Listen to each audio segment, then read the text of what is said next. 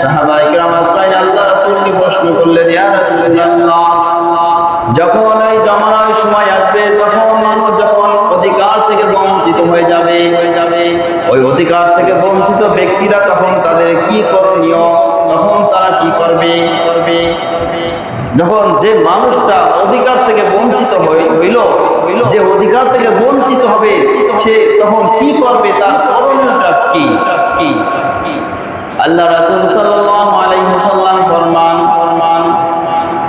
তখনকার যুগে যখন ওই সময়টা আসবে, আর যে অধিকার থেকে বঞ্চিত হয়ে যাবে, এই অধিকার থেকে বঞ্চিত হওয়ার কারণে সে আল্লাহর দরবারে সে অভিযোগ পেশ করবে, আল্লাহর উপর রহমতের উপর ভরসা করবে আর অপেক্ষায় থাকবে, এবং নিজের দায়িত্বের ব্যাপারে সচেতন হবে, দায়িত্বের ব্যাপারে সচেতন হবে, দায়িত্ব থেকে জানি গাফলতি না হয়, ত্রুটি না হয়।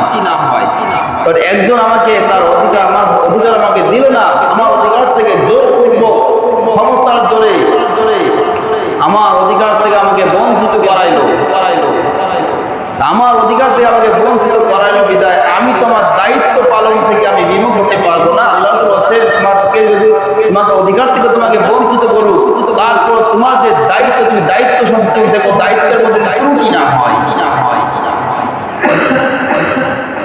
আর যেমন অধিকার থেকে বঞ্চিত করলো সেটা আল্লাহ তাআলা ছেড়ে দাও, আল্লাহ এটা ফয়সালা করেন। কিন্তু তুমি তোমার দায়িত্বের মধ্যে গাফলতি করো না, ত্রুটি করো না।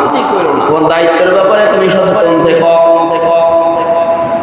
বর্তমান জামানায় যত অশান্তির কারণ দেখা যায়, মানুষ তো সকলে অধিকারের ব্যাপারে সচেতন, দায়িত্বের ব্যাপারে সচেতন নয়, অসচেতন।